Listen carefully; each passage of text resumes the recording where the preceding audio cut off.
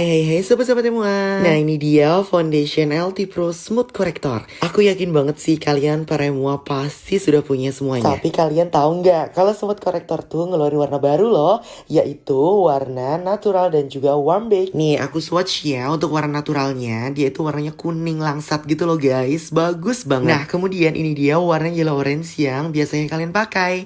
Yellow orange itu warnanya lebih, lebih gelap dibanding yang warna natural. Selanjutnya ada warna warm bake. Nah ini warm bake warnanya itu lebih gelap dibanding warna yellow orange. Jadi yellow orange itu di tengah-tengah ya guys. Tuh lihat. Tapi bisa dipakai semuanya kok.